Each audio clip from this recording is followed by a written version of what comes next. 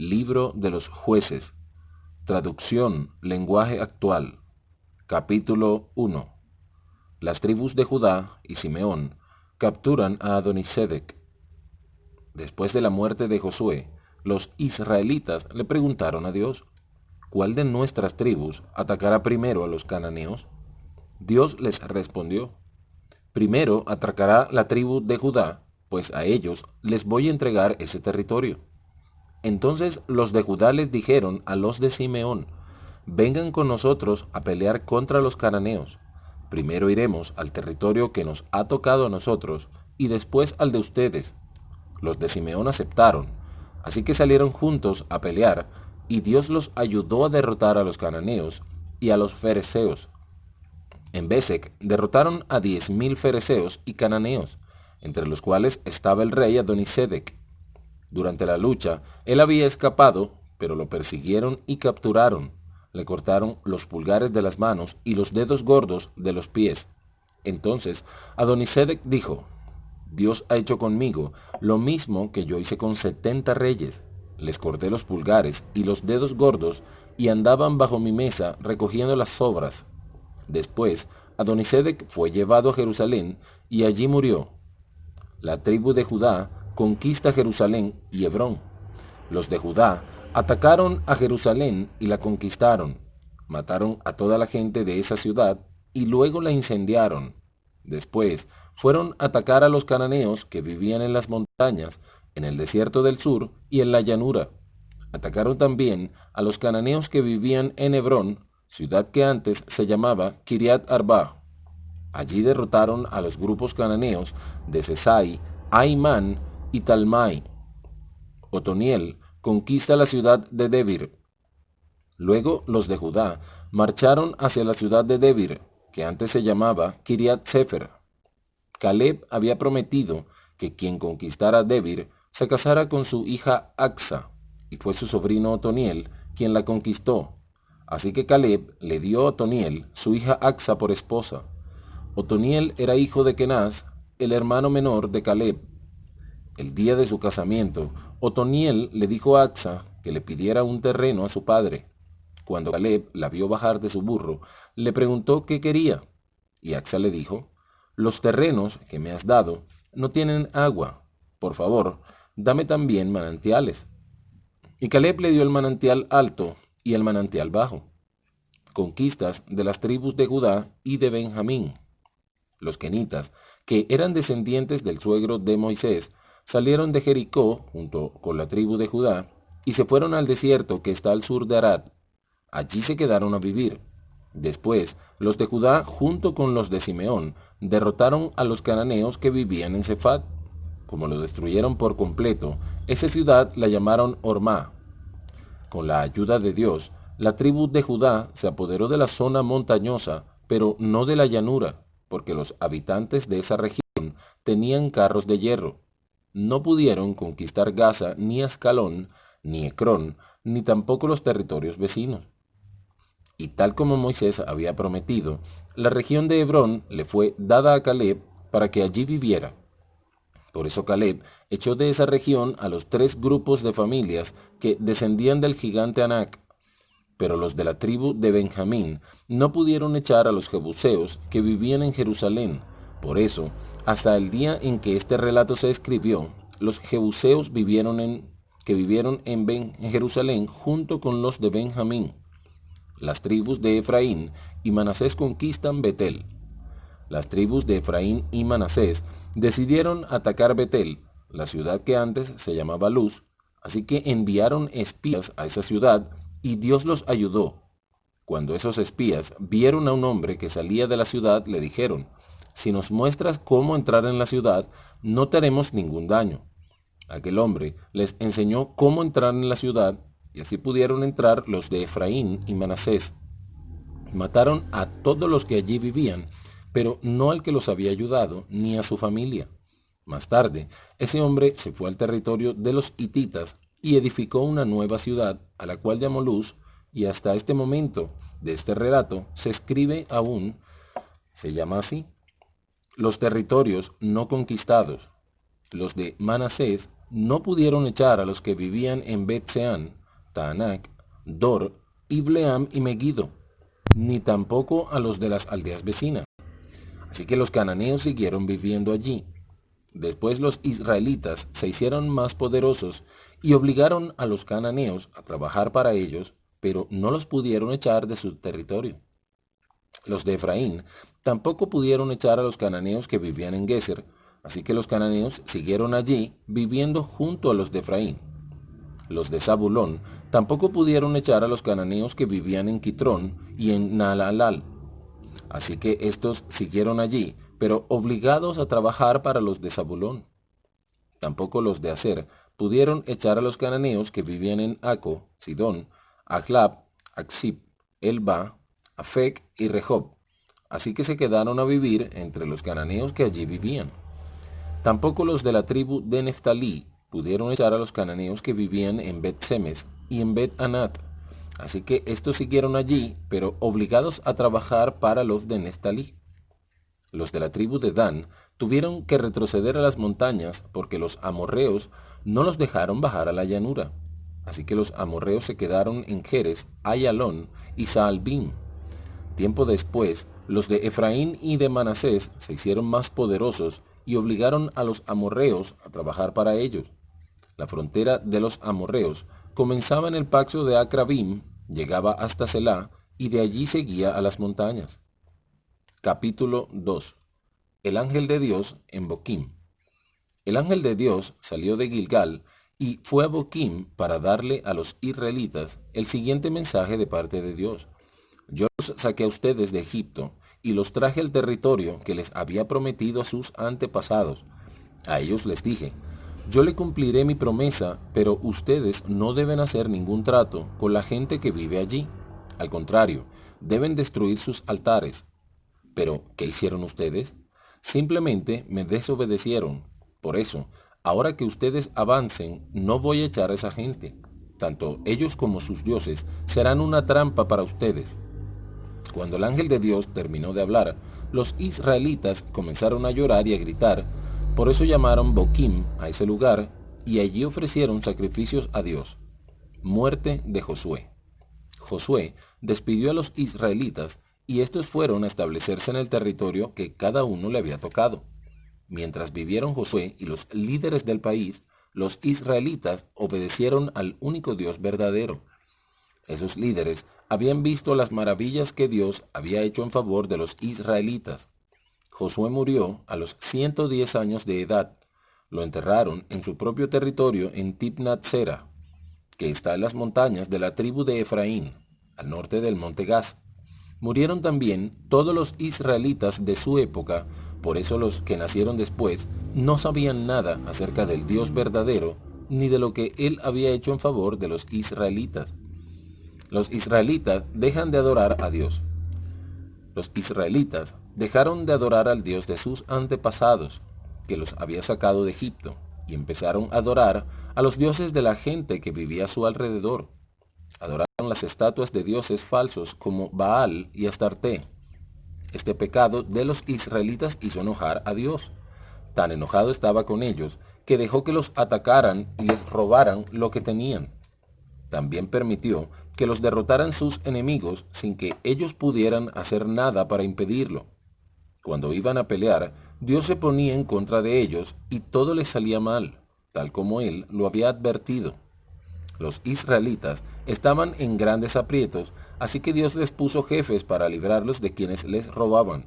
Sin embargo, ellos no prestaron atención a esos jefes, ni fueron obedientes a Dios, sino que adoraron otros dioses. Sus antepasados habían cumplido los mandamientos del Dios verdadero, pero ellos no los cumplieron. Dios ayudaba a los jefes que él ponía. Mientras ese jefe vivía, Dios salvaba a los israelitas de sus enemigos, porque se compadecía de ellos al oírlos quejarse de sus sufrimientos. Pero al morir el jefe, los israelitas volvían a pecar. Su comportamiento era peor que el de sus padres, pues servían y adoraban otros dioses y tercamente se negaban a cambiar de actitud. Por eso Dios se enfureció contra ellos y dijo, este pueblo no ha cumplido con el trato que hice con sus antepasados. me han desobedecido. Así que ya no voy a echar a ninguno de los pueblos que todavía quedan en el territorio desde que Josué murió. Usaré a esos pueblos para ver si los israelitas en verdad quieren obedecerme como lo hicieron sus antepasados. Por eso Dios no expulsó enseguida a los pueblos que Josué no había podido derrotar, sino que les permitió quedarse. Capítulo 3. Los pueblos que quedaban en Canaán. Cuando se luchaba para conquistar el territorio de Canaán, muchos de los israelitas todavía no habían nacido. Por eso Dios dejó algunos pueblos cananeos para que los israelitas que nunca habían combatido aprendieran a pelear. Dejó a 5 jefes filisteos, a todos los cananeos, los sidonios y a los heveos que vivían en el monte Líbano, desde el monte de Baal-Hermón hasta el paso de Amat. Además, dejó a los hititas, amorreos, fereceos y jebuseos. Con esos pueblos, Dios también puso a prueba a los israelitas para ver si obedecían las órdenes que él había dado por medio de Moisés. Pero los israelitas no obedecieron, sino que permitieron que sus hijos y sus hijas se casaran con gente de esos pueblos y que adoraran a sus dioses. Otoniel. Los israelitas se olvidaron de Dios y pecaron contra él, pues adoraron las estatuas de Baal y de Astarté. Por eso Dios se enojó y permitió que los conquistara Cusán Risataim, que era rey de Mesopotamia.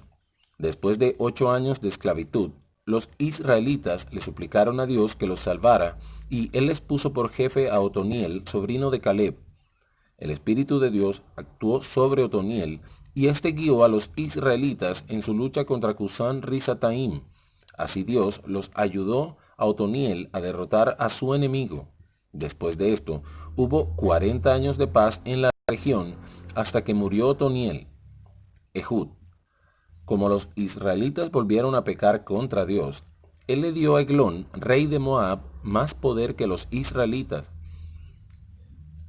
Para atacarlos, Eglón se unió con los amonitas y los amalecitas y se apoderó de Jericó. Después de 18 años de esclavitud, los israelitas le suplicaron a Dios que los salvara, y él les envió a Ehud, hijo de Gerá, que era de la tribu de Benjamín. Ehud era el encargado de llevarle a Eglón los impuestos que los israelitas debían pagarle.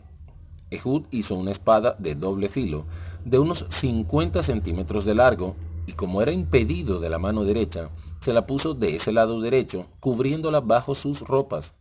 Luego se fue a llevar los impuestos al rey Eglón. Después de entregarle los impuestos, Ehud y sus hombres salieron de allí. Cerca de Gilgal, donde estaban las estatuas de los ídolos, se despidió de ellos y regresó donde estaba el rey Eglón, que era muy gordo y estaba sentado en su sala de verano. Ehud le dijo: Su Majestad, tengo un mensaje secreto para usted.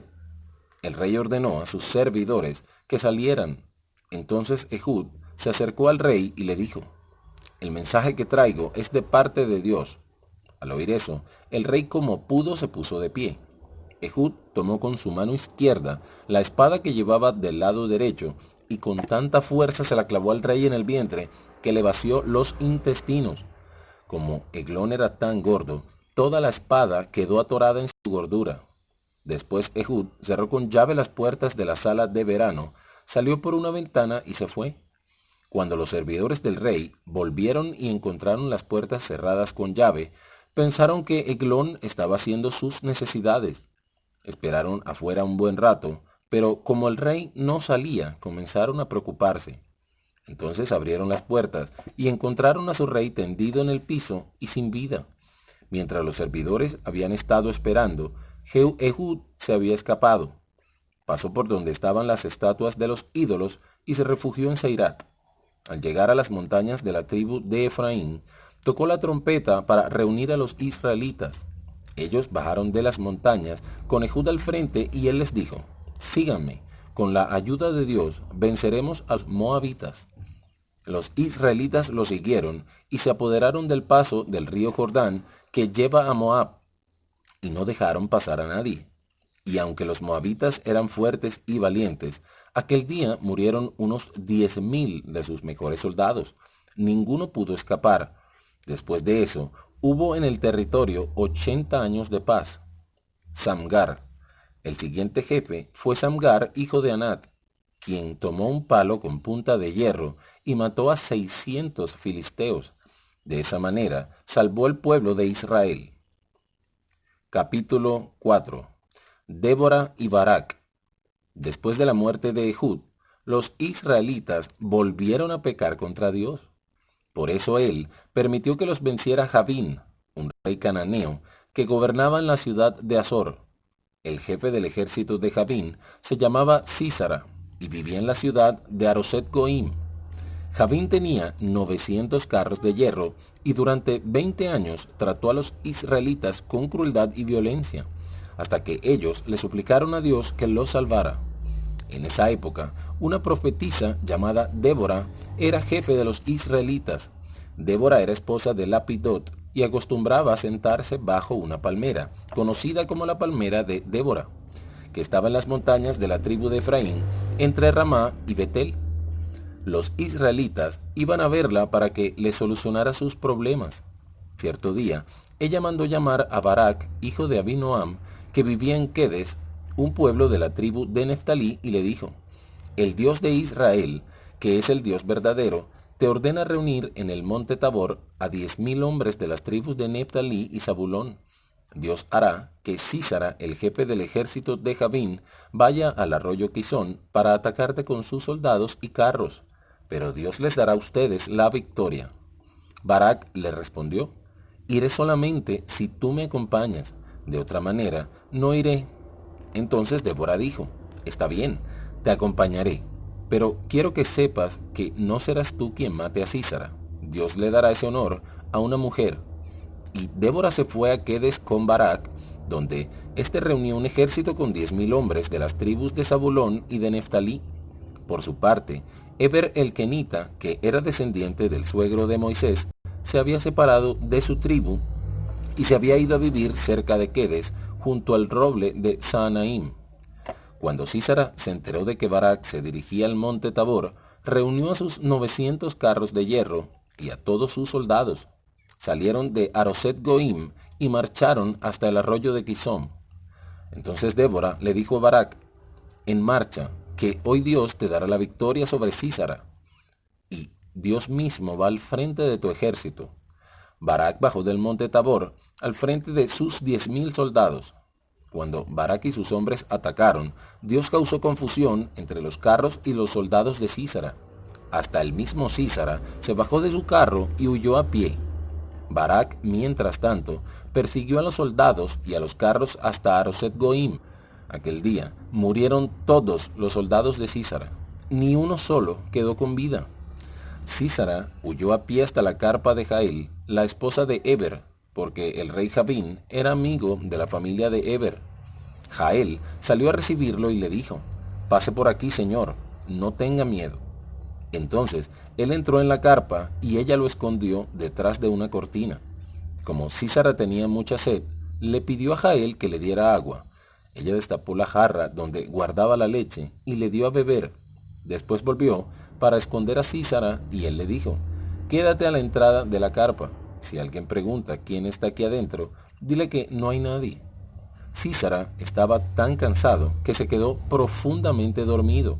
Entonces Jael tomó un martillo y una estaca de la carpa y, sin hacer ruido, se acercó hasta donde estaba Sísara. Allí le atravesó la cabeza con la estaca hasta clavarla en la tierra. Así murió Sísara.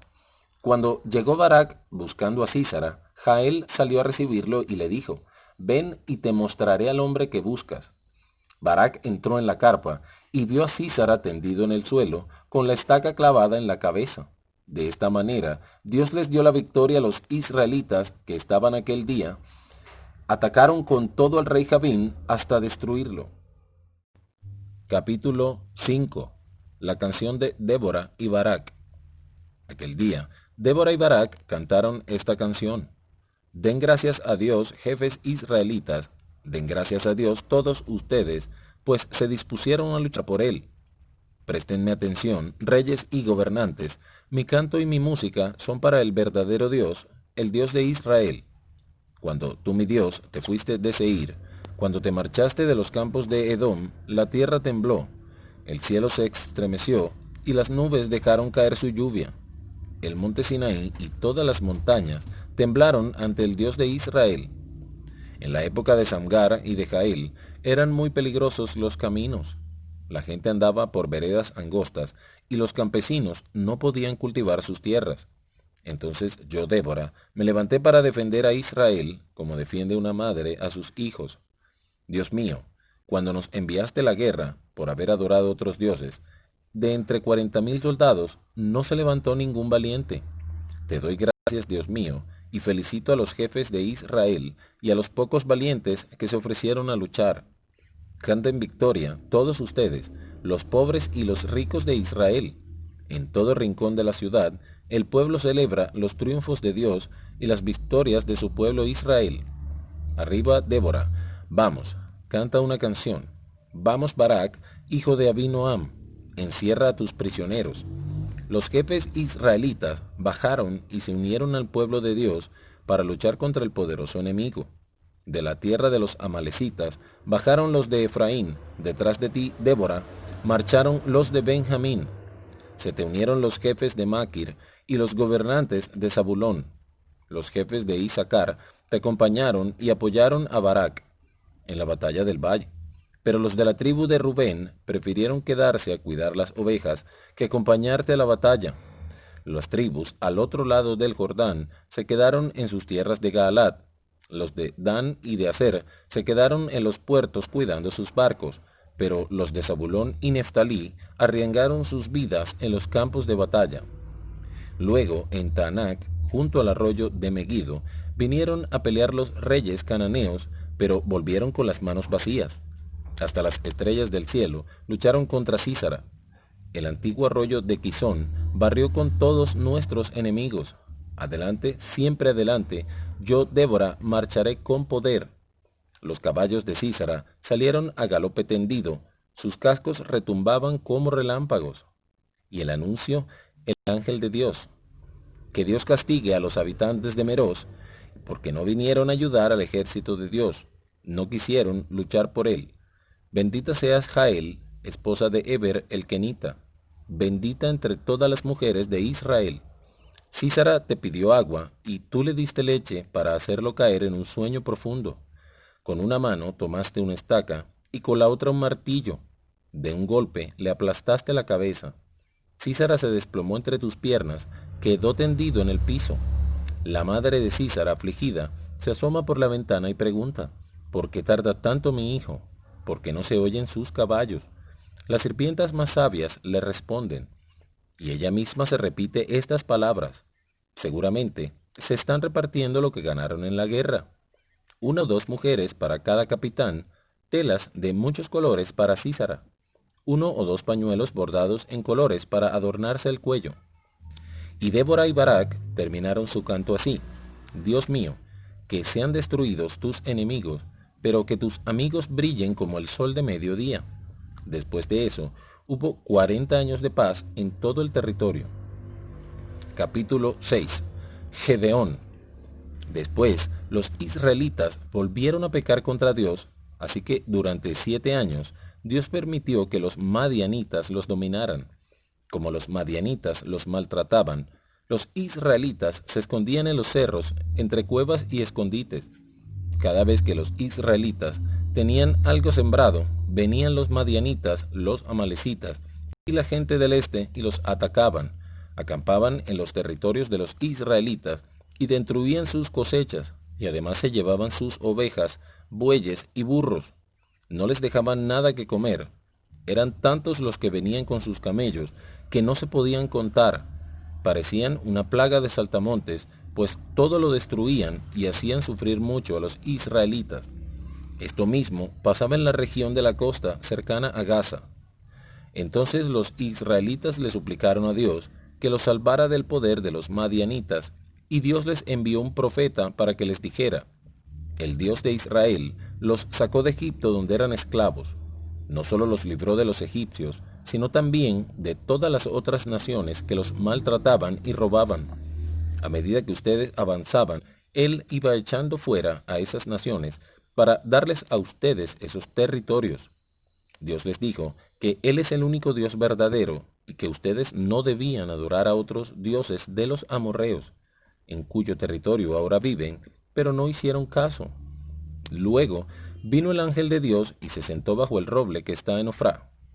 Ese árbol pertenecía a Joás, que era descendiente de Abiezer. En ese momento, Gedeón, hijo de Joás, estaba limpiando trigo a escondidas de los madianitas, en el lugar donde se pisaban las uvas para hacer vino. El ángel de Dios se le apareció a Gedeón y le dijo: «Qué fuerte y valiente eres, por eso Dios está contigo». Gedeón le respondió: «Perdón, Señor, pero si Dios está con nosotros, ¿por qué nos pasa todo esto? ¿Por qué no hace milagros como cuando nos libró de Egipto?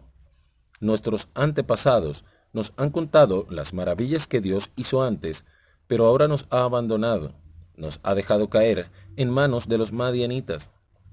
Entonces Dios mismo miró a Gedeón y le dijo: «Pues eres tú quien va a salvar a Israel del poder de los madianitas. Además de tus propias fuerzas, cuentas con mi apoyo». Gedeón le preguntó a Dios: «Pero mi Dios, ¿cómo podré librar a los israelitas? Mi grupo familiar es el más pequeño de la tribu de Manasés, y yo soy el menos importante de toda mi familia». Y Dios le contestó: «Podrás hacerlo, porque yo estaré contigo para ayudarte. Derrotarás a los madianitas como si derrotaras a un solo hombre». Entonces Gedeón se dirigió al ángel y le dijo: «Si cuento con la aprobación de Dios, dame una señal de que realmente es Él quien me ha hablado. Por favor, no te vayas de aquí hasta que yo vuelva. Quiero ofrecerte de comer». El ángel de Dios le aseguró: «Esperaré aquí hasta que regreses». Gedeón se fue a su casa, preparó un cabrito y con 10 kilogramos de harina hizo panes sin levadura. Luego puso la carne en una canasta y el caldo en una olla. Lo llevó todo hasta el roble y se lo ofrendó a Dios. El ángel le ordenó que pusiera la carne y los panes sobre una piedra y que echara el caldo encima, y Gedeón obedeció. Por su parte, el ángel, con la punta del bastón que tenía en la mano, tocó la carne y los panes sin levadura. Enseguida salió fuego de la piedra y quemó toda la carne y los panes. Luego el ángel de Dios desapareció.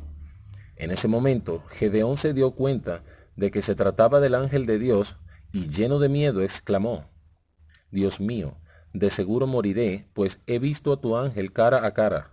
Pero Dios le dijo: «No tengas miedo, no te vas a morir. Al contrario, he venido a darte paz». Entonces Gedeón edificó allí un altar a Dios y le puso por nombre «Dios es paz».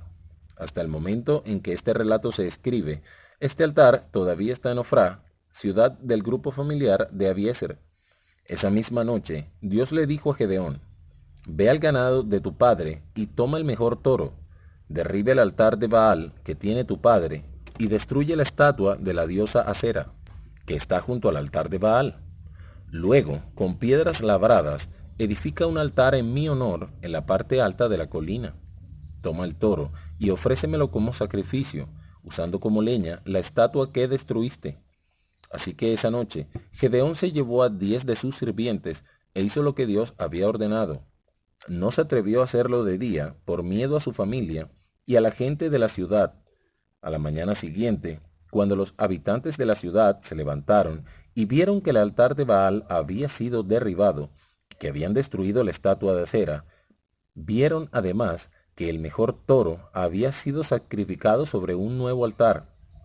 Unos a otros se preguntaban: «¿Quién habrá hecho esto?». Después de buscar y averiguar, se enteraron de que Gedeón lo había hecho. Entonces buscaron al padre de Gedeón y le dijeron: «Trae aquí a tu hijo, lo vamos a matar porque ha derribado el altar de Baal y ha destruido la estatua de la diosa Acera». Pero Joás les dijo a todos: «Ahora resulta que ustedes están de parte de Baal y lo quieren defender. Pues cualquiera que lo defienda, que muera antes del amanecer. Si Baal es Dios, que se defienda a sí mismo». Después de todo, el altar derribado era suyo. Desde entonces le cambiaron el nombre a Gedeón y lo llamaron Jerobaal, porque Joás había dicho que Baal se defienda a sí mismo. El altar derribado era suyo. Después de esto, todos los madianitas se reunieron a los amalecitas y a los pueblos del este, cruzaron el río Jordán y acamparon en el valle de Jezreel. Pero Gedeón, guiado por el Espíritu de Dios, tocó la trompeta para que se le uniera la gente de Abiezer. Mandó mensajeros por todo el territorio de la tribu de Manasés para que también esta tribu se les uniera. Además, envió mensajeros a las tribus de Aser, Zabulón y Neftalí, y todos se le unieron. Y Gedeón dijo a Dios: quiero saber si de veras me vas a usar para liberar a los israelitas, tal como me dijiste. Voy a poner esta lana de oveja en el lugar donde se limpia el trigo. Si por la mañana la lana está mojada de rocío, pero el suelo alrededor está seco, sabré que de veras me vas a usar para salvar a los israelitas. Y esto fue lo que ocurrió. Al día siguiente, muy temprano, cuando Gedeón se levantó, exprimió la lana y sacó tanta agua que llenó un tazón. Después Gedeón le dijo a Dios: ¿no te enojas si te digo algo? Déjame por favor hacer una prueba más, que esta vez la lana quede seca y el rocío caiga sobre el suelo. Y eso fue lo que Dios hizo aquella noche. A la mañana siguiente, la lana estaba seca, pero el suelo estaba todo mojado. Capítulo 7. Gedeón derrota a los madianitas. Gedeón, a quien ahora llamaban Jerubbaal, y todos los que estaban con él se levantaron muy temprano y se fueron a acampar junto al manantial de Arod. El campamento de los madianitas les quedaba al norte, en el valle que está al pie del monte Moré. Dios le dijo a Gedeón: hay demasiados soldados en tu ejército, y van a pensar que la victoria sobre los madianitas será de ellos y no mía. Por eso, reúnelos y diles que cualquiera que tenga miedo regrese a su casa. De esta manera, Gedeón los puso a prueba. 22,000 soldados regresaron a su casa y 10,000 se quedaron. Dios le volvió a hablar a Gedeón: todavía hay demasiados soldados. Llévalos a tomar agua para que yo los ponga a prueba. Allí te señalaré quiénes irán contigo y quiénes no. Gedeón los llevó a tomar agua, y Dios le dijo: pon a un lado a los que se inclinen para beber, y aparta a todos los que saquen agua con las manos y la beban como los perros. 300 soldados recogieron agua con las manos, y llevándosela a la boca, la bebieron como hacen los perros. Todos los demás se inclinaron para beber. Dios le dijo a Gedeón entonces: con estos 300 soldados voy a salvarlos, y les daré la victoria sobre los madianitas. Todos los demás pueden irse a su casa. Así que Gedeón se quedó con los 300 hombres. Recogió los cántaros y las trompetas de los demás, y los mandó de vuelta a sus tiendas de campaña. El campamento de los madianitas quedaba más abajo, en el valle. Esa misma noche, Dios le ordenó a Gedeón: levántate y ataca a los madianitas. Yo te daré la victoria sobre ellos. Pero si tienes miedo de atacarlos, baja al campamento con tu sirviente Purá. Cuando oigas lo que están diciendo, perderás el miedo. Gedeón se fue con su sirviente a los puestos de vigilancia del ejército enemigo.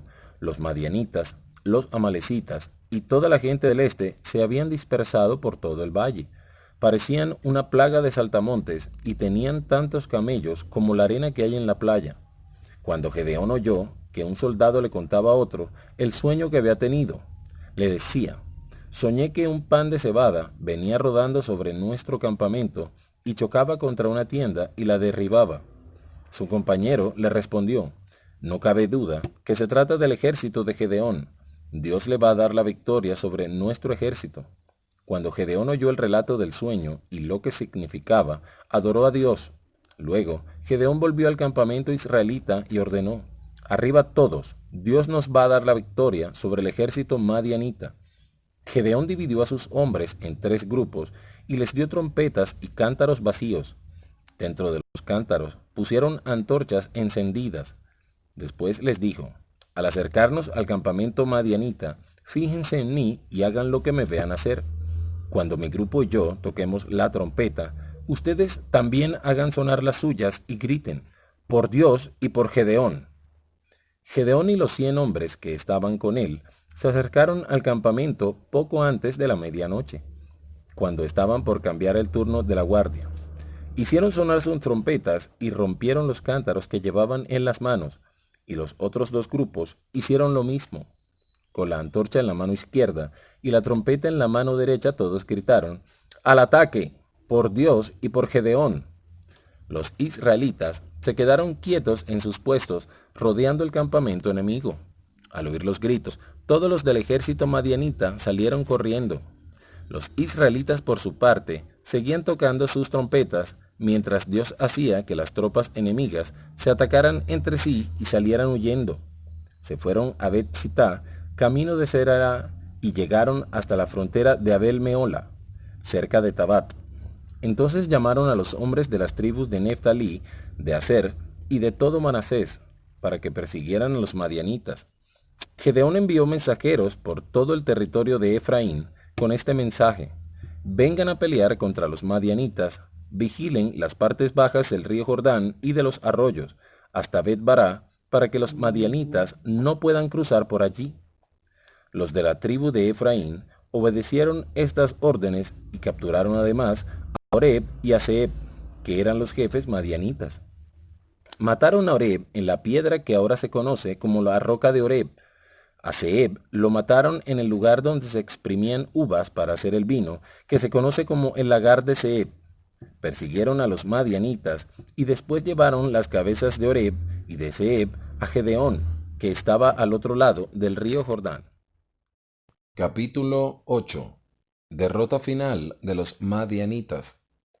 Los de la tribu de Efraín estaban muy enojados con Gedeón y le reclamaron: ¿por qué no nos dijiste que ibas a pelear contra los madianitas? ¿Por qué no nos avisaste? Gedeón les respondió: comparado con lo que hicieron ustedes, yo no he hecho nada. Lo poco que hicieron ustedes fue mucho más de lo que hicimos nosotros. Con la ayuda de Dios, pudieron capturar a Oreb y a Zeeb, los jefes madianitas, y eso tiene mucho más valor. Con esas palabras de Gedeón, se les pasó el enojo a los de Efraín. Gedeón y los 300 hombres que lo acompañaban llegaron al río Jordán y lo cruzaron. Estaban muy cansados, pero seguían persiguiendo al enemigo. Al llegar a Sucot, Gedeón les pidió a los que vivían allí: por favor, denles algo de comer a mis soldados, porque están muy cansados. Estamos persiguiendo a Seba y a Salmuná, los dos reyes madianitas.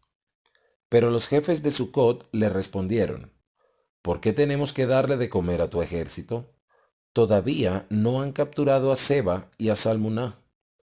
Entonces Gedeón les dijo: está bien, con la ayuda de Dios capturaremos a Seba y a Salmuná, y cuando lo hayamos hecho, volveremos a este lugar y nos vengaremos de ustedes. Los azotaremos con ramas espinosas y arbustos del desierto. De allí Gedeón se fue a la ciudad de Penuel, y les dijo lo mismo a los que vivían allí. Los de Penuel le contestaron lo mismo que los de Sucot. Así que Gedeón les dijo a los de Penuel: cuando vuelva, después de lograr la paz, echaré abajo esta torre.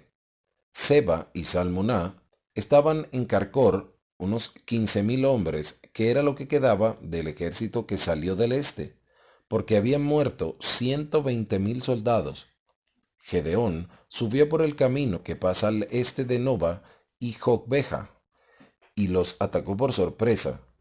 Seba y Salmuná trataron de huir, pero Gedeón los persiguió y los capturó. Eso causó mucho miedo y confusión en el ejército madianita. Cuando Gedeón volvía de la batalla por el paso de Jerez, capturó a un hombre de Sucot y le hizo unas preguntas. El joven le dio los nombres de los 77 jefes de Sucot. Entonces Gedeón fue a hablar con los hombres de Sucot y les dijo: ¿se acuerdan que se burlaron de mí y no quisieron ayudarme? Me dijeron que no podían darle de comer a mi cansado ejército porque todavía no habíamos capturado a Seba y a Salmuná. ¿Se acuerdan? Pues aquí los tienen. Y Gedeón tomó a los jefes de Sucot y los azotó con ramas espinosas y arbustos del desierto. También echó abajo la torre de Penuel y mató a los hombres de esa ciudad. Después les preguntó a Seba y a Salmuná: ¿cómo eran los hombres que mataron ustedes en Tabor? Y ellos le respondieron: se parecían a ti, todos parecían ser príncipes. Gedeón exclamó: eran mis hermanos, los hijos de mi propia madre. Les juro por Dios que si los hubieran dejado vivir, yo no los mataría a ustedes dos ahora. Enseguida Gedeón le ordenó a Jeter, su hijo mayor, vamos, mátalos. Pero Jeter no se animó a sacar su espada porque todavía era muy joven. Entonces Seba y Salmuná le dijeron a Gedeón, si realmente eres tan valiente, mátanos tú mismo. Entonces Gedeón se levantó y los mató. Luego les quitó a los camellos de Seba y Salmuná los adornos que llevaban al cuello. Después de eso los israelitas le dijeron a Gedeón, queremos que tú y tus descendientes nos gobiernen, porque nos has salvado de los madianitas. Gedeón le respondió, ni mi hijo ni yo los gobernaremos, quien los va a gobernar es Dios. Pero una sola cosa les pido, que cada uno me entregue los anillos de la gente que ha capturado. Y es que los madianitas, como otra gente que vivía en el desierto, usaban anillos de oro. Así que los israelitas le respondieron, con mucho gusto, aquí están. Y extendieron en el piso una capa donde cada uno echó un anillo de los que habían capturado. El oro de los anillos que recibió Gedeón pesaba casi 19 kilos. Además, le entregaron adornos, joyas y telas finas que usaban los reyes madianitas y los collares de sus camellos. Con todo ese oro, Gedeón hizo una estatua y la colocó en Ofrá, su ciudad. Todos los israelitas le fueron infieles a Dios porque iban a adorar esa estatua. Aún para Gedeón y su familia, la estatua resultó ser una trampa. Así fue como Israel venció a los madianitas, los cuales nunca más recobraron su poder. Y mientras Gedeón vivió, hubo en esa región 40 años de paz. Muerte de Gedeón. Gedeón se fue a vivir a su propio pueblo y allí tuvo muchos hijos con varias esposas. Pero en Siquem tuvo otra mujer, de la cual nació un hijo a quien llamó Abimelech. Cuando Gedeón murió, ya era muy anciano. Lo enterraron en la tumba de su padre Joás en Ofrá, ciudad de Abiezer. Después de que murió Gedeón, los israelitas volvieron a pecar contra Dios, pues adoraron a dioses falsos. Eligieron a Baal Berit como su dios y se olvidaron del Dios verdadero que los había librado de todos sus enemigos. Y no fueron bondadosos con la familia de Gedeón a pesar de todo el bien que él les había hecho. Capítulo 9. Abimelech. Abimelech, hijo de Gedeón, se fue a Siquem para hablar con sus parientes y les dijo, convenzan a la gente de Siquem de que es mejor que los gobierne yo, que soy su pariente materno, y no los muchos hijos de Gedeón. Entonces sus parientes se fueron a hablar con los de Siquem. Estos decidieron apoyar a Abimelech y le dieron mucho dinero, el cual sacaron del templo de Baal Berit para que matara a los otros hijos de Gedeón. Abimelech alquiló unos bandoleros para que lo acompañaran y fue al pueblo de su padre.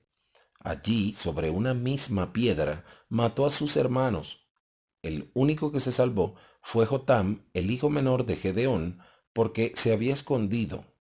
Entonces, toda la gente de Siquem se reunió con la de Bet Miló junto al roble sagrado que está en Siquem, y nombraron rey a Abimelech. La fábula de Jotam.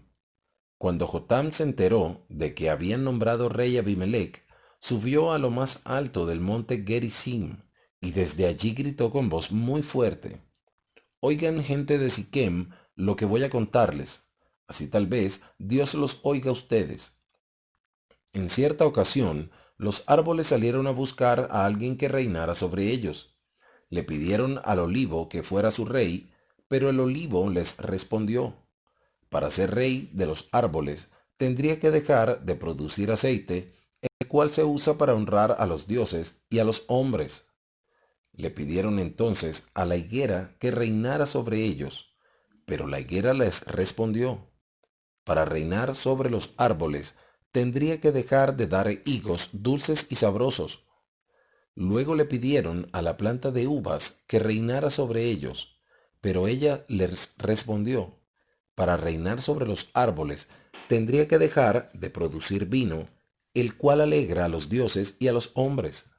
Entonces todos los árboles le pidieron al pequeño arbusto que fuera su rey, pero el arbusto, que estaba lleno de espinas, les respondió: si de veras quieren que yo sea su rey, vengan a refugiarse bajo mi sombra. De lo contrario, aunque soy pequeño, de mí saldrá fuego y consumirá a todos los grandes cedros del Líbano. ¿Les parece que fueron ustedes honestos y sinceros cuando nombraron rey a Abimelech? ¿Han sido leales a Gedeón y han tratado bien a su familia como él los trató a ustedes? Mi padre peleó por ustedes y arriesgó su vida cuando los rescató de los madianitas. En cambio, ustedes se han rebelado hoy contra la familia de mi padre al matar sobre una misma piedra a sus hijos. Además, han nombrado rey de Siquem a Abimelech solo porque es pariente materno de ustedes. Si lo que hicieron hoy con Gedeón y su familia fue en verdad honesto y sincero, alégrense con Abimelech y que él también esté contento con ustedes. Pero si no es así, que salga de Abimelech un fuego que devore a la gente de Siquem y de Bet Miló, y que de estas dos ciudades salga un fuego y lo destruya a él.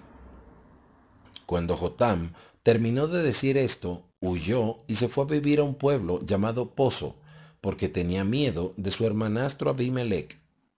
Rebelión contra Abimelech.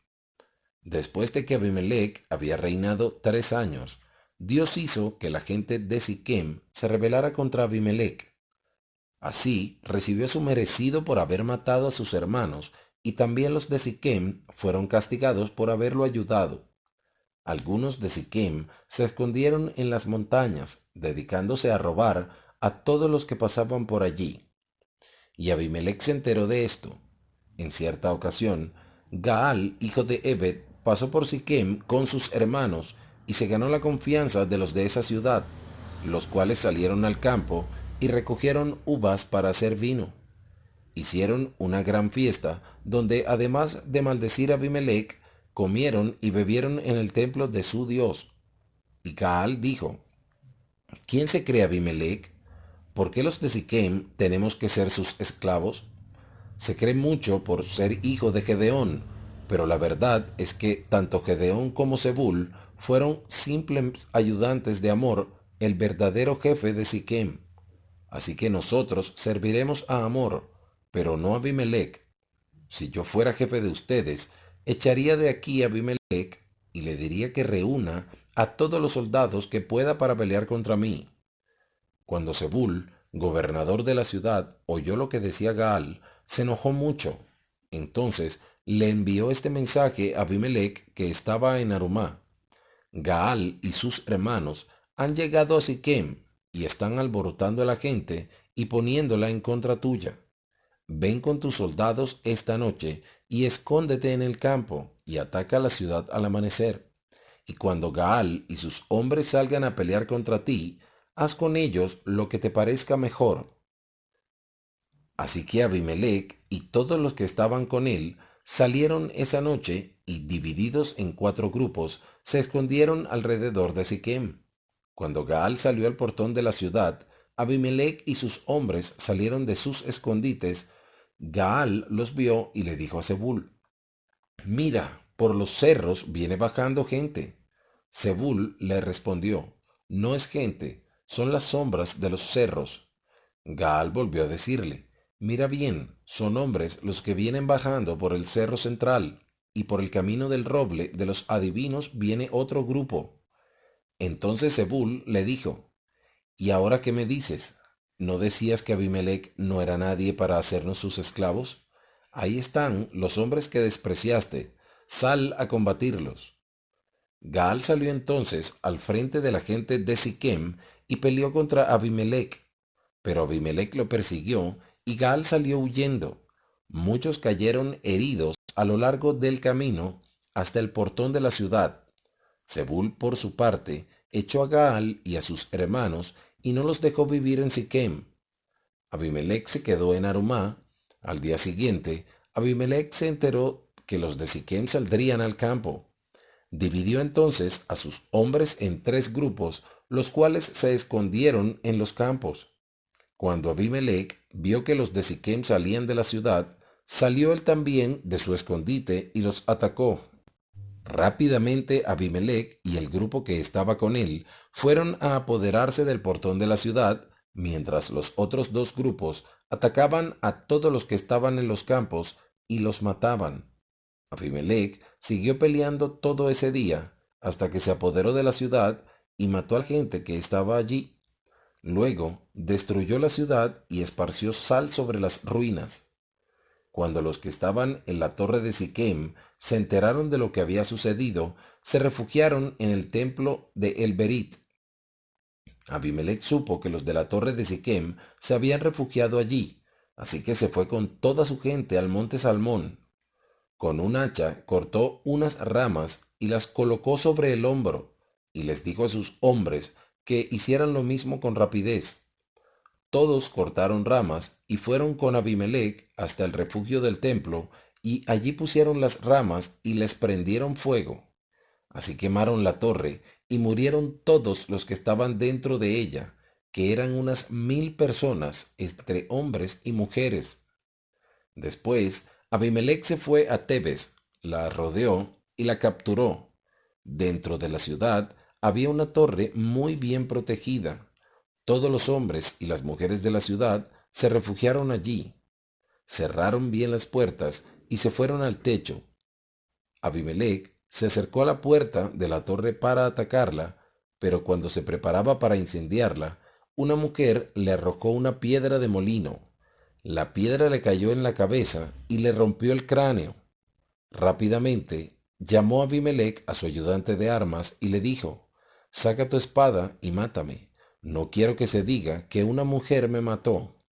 Entonces su ayudante le clavó la espada y Abimelech murió. Cuando los israelitas se enteraron de que había muerto, regresaron a sus casas. De esta manera, Dios castigó a Abimelech por el crimen que había cometido contra su padre al matar a sus hermanos. También Dios hizo que los de Siquem pagaran por todos sus crímenes, tal como lo había dicho Jotam cuando los maldijo. Capítulo 10. Tolá. Después de Abimelech, un hombre llamado Tolá, de la tribu de Isaacar, fue el jefe que salvó a Israel. Tolá era hijo de Puá y nieto de Dodó, y vivía en Samir, en las montañas de Efraín. Durante 20 años dirigió a los israelitas hasta que murió y fue sepultado en Samir. Jair. Después de Tolá, fue jefe Jair, que era de Galat. Jair fue jefe de los israelitas 22 años. Tuvo 30 hijos, y todos ellos eran gente importante. Tenían además 30 ciudades en Galad, que todavía se conocen como las ciudades de Jair. Cuando Jair murió, lo enterraron en un lugar llamado Camón. Los amonitas dominan Israel. Los israelitas volvieron a pecar contra Dios porque adoraban a Baal y a Astarte, y también a los dioses de los sirios, los sidonios, los moabitas, amonitas y los filisteos. Abandonaron a Dios y dejaron de adorarlo. Entonces Dios se enfureció contra los israelitas y dejó que los filisteos y los amonitas los dominaran. Durante 18 años, los filisteos y los amonitas fueron crueles y maltrataron a todos los israelitas que vivían en Galad, al este del río Jordán, en la región de los amorreos. Los amonitas cruzaron el Jordán para atacar también a las tribus de Judá, Benjamín y Efraín, y los israelitas se vieron en graves problemas. Entonces los israelitas le pidieron ayuda a Dios y le dijeron: «Hemos pecado contra ti al abandonarte para adorar a dioses falsos». Dios les respondió: «Yo los libré de los egipcios, de los amorreos, amonitas y filisteos, ¿no es verdad? Cuando ustedes me suplicaron que los salvara, yo los libré de los sidonios, amalecitas y de los madianitas. A pesar de eso, ustedes volvieron a abandonarme para adorar a dioses falsos, así que ahora no los voy a salvar. Vayan a pedirle ayuda a esos dioses, ya que ustedes los eligieron, que ellos los saquen del problema». Los israelitas volvieron a decirle a Dios: reconocemos que hemos pecado, así que haz con nosotros lo que mejor te parezca, pero por favor, sálvanos ya. Quitaron entonces los dioses falsos que tenían y volvieron a adorar a Dios, y él se puso triste al ver cómo sufría su pueblo. Los amonitas se prepararon para la guerra y acamparon en Galaad. Los israelitas, por su parte, se reunieron y acamparon en Mizpah. Los líderes israelitas que vivían en Galaad se pusieron de acuerdo y dijeron: el que se anime a dirigirnos a luchar contra los amonitas será el jefe de todos los que vivimos en Galaad. Capítulo 11. Jefté. Jefté, un valiente soldado de la zona de Galaad, era hijo de una prostituta. Su padre, que se llamaba Galaad, tuvo otros hijos con su esposa, y cuando estos crecieron, echaron de la casa a Jefté. Le dijeron: no vas a recibir ninguna herencia de tu padre porque eres hijo de otra mujer. Entonces Jefté se alejó de sus hermanos y se fue a vivir a la tierra de Tob. Allí reunió a unos bandoleros que salían con él a robar. Después de algún tiempo, los amonitas atacaron a los de Israel. Los líderes de Galaad fueron entonces a la tierra de Tob a buscar a Jefté y le dijeron: queremos que seas nuestro líder en la guerra contra los amonitas. Ven con nosotros. Jefté les respondió: si tanto me odiaban ustedes, que hasta me echaron de la casa de mi padre, ¿por qué ahora que están en problemas me vienen a buscar? Ellos le contestaron: justamente porque estamos en problemas, necesitamos que vengas con nosotros a atacar a los amonitas. Queremos que seas el jefe de todos los que vivimos en Galaad. Entonces Jefté les dijo: está bien, pero si vuelvo con ustedes, Dios me ayuda a vencer a los amonitas, ¿de veras seré su jefe? Los líderes le aseguraron: Dios es nuestro testigo de que haremos todo lo que tú nos digas. Así que Jefté se fue con ellos, y el pueblo lo nombró jefe y gobernador. En Mizpah, Jefté puso a Dios por testigo del trato que hicieron. Después de eso, Jefté envió unos mensajeros al rey de los amonitas para que le dijeran: ¿qué tienes contra nosotros? ¿Por qué vienes a atacar mi territorio? El rey de los amonitas le respondió: vengo a recuperar nuestras tierras desde el río Arnón hasta los ríos Jaboc y Jordán.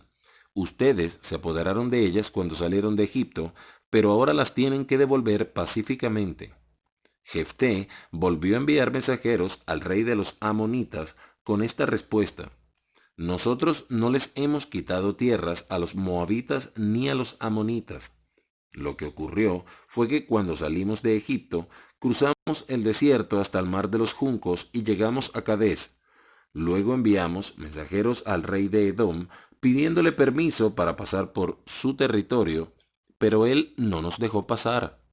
También se enviaron mensajeros al rey de los moabitas, y él tampoco nos dio permiso. Así que nos quedamos en Cadés. Después seguimos por el desierto, rodeando el territorio de Edom y de los moabitas. Cuando llegamos al este del territorio moabita, acampamos allí, al otro lado del río Arnón. Y como este río es la frontera, no entramos al territorio moabita. Entonces mandamos mensajeros a Sihón, rey amorreo de Hesbón, pidiéndole que nos dejara pasar por su territorio para llegar al nuestro. Pero el rey Sihón desconfió de nosotros y no nos permitió pasar por su territorio. Al contrario, acampó en Jaaz con todo su ejército y nos atacó. Sin embargo, nuestro Dios nos hizo vencer a todo el ejército de Sihón. Entonces nos apoderamos de todo el territorio de los amorreos que vivían allí, desde el territorio de Arnón hasta el río Jaboc y desde el desierto hasta el Jordán. Y ahora quieres tú recuperar el territorio que el Dios de Israel les quitó a ustedes y nos dio a nosotros. Lo que su Dios Quemos les ha dado es de ustedes, y lo que nuestro Dios nos ha dado es de nosotros. ¿Te crees más importante que Balac, rey de los moabitas? Él nunca combatió contra los israelitas ni les hizo guerra. 300 años hemos vivido en Hesbón y en Aroer, en las aldeas que la rodean y en las ciudades a las orillas del río Arnón. ¿Por qué en todo este tiempo no se apoderaron de estos territorios? Yo no les he hecho ningún mal, son ustedes los que están actuando mal al atacarnos. Pero el Dios de Israel será el que juzgue entre ustedes y nosotros. Pero el rey de los amonitas no hizo caso del mensaje que Jefté envió. Promesa de Jefté. Después de esto, el Espíritu de Dios actuó sobre Jefté y lo hizo recorrer los territorios de Gaalad y Manasés y volver después a Mizpá de Gaalad.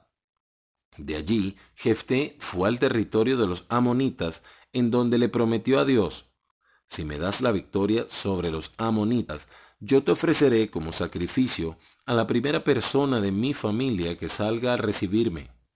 Jefté cruzó el río para atacar a los amonitas y les dio la victoria sobre ellos. Mató a muchos enemigos y conquistó 20 ciudades desde Aroer hasta la zona de Minit, llegando hasta Abel Keramín. Así los israelitas dominaron a los amonitas. Cuando Jefté regresó a su casa en Mizpá, su única hija salió a recibirlo, bailando y tocando panderetas. Aparte de ella, Jefté no tenía otros hijos, así que se llenó de tristeza al verla y rompió sus ropas como señal de su desesperación. Le dijo: «Ay, hija mía, qué tristeza me da verte, y eres tú quien me causa este gran dolor, porque le hice una promesa a Dios y tengo que cumplírsela». Ella le respondió: «Padre, si le prometiste algo a Dios, cumple conmigo tu promesa, ya que Él te ha dado la victoria sobre tus enemigos, los amonitas. Pero una cosa te pido, Padre mío, déjame ir 2 meses a las montañas con mis amigas. Tengo mucha tristeza por tener que morir sin haberme casado. Necesito llorar». Su padre le dio permiso de hacerlo y ella se fue a las montañas con sus amigas. Allí lloró y lamentó el haberse quedado soltera. Pasados los 2 meses, regresó donde estaba su padre, quien cumplió con ella la promesa que le había hecho. Y ella murió sin haberse casado. De allí comenzó la costumbre de todos los años de que las jóvenes israelitas dedican 4 días a hacer lamentos por la hija de Jefté. Capítulo 12. Jefté y la tribu de Efraín. Los hombres de la tribu de Efraín se prepararon para la batalla, cruzaron el río Jordán y se dirigieron a Safón. Allí le dijeron a Jefté: «¿Por qué cruzaste el río para pelear contra los amonitas y no nos pediste ayuda?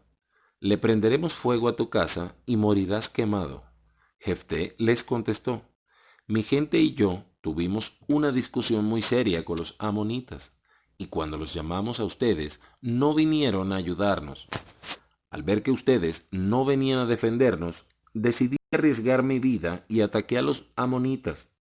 Y si Dios me ayudó a vencerlos, ¿por qué ahora me vienen a atacar ustedes?». Pero los de Efraín le contestaron: «Ustedes, los de Gaalad, son tan solo unos refugiados en nuestras tierras, pues viven en los territorios de las tribus de Efraín y Manasés». Entonces Jefté reunió a todos los hombres de Gaalad y peleó contra los de Efraín y los venció. Para que los de Efraín no pudieran escapar, los de Gaalad se quedaron vigilando las partes menos profundas del río Jordán.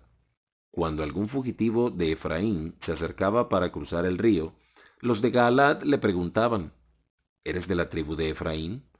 Si aquel respondía no, entonces le pedían que dijera muchacho.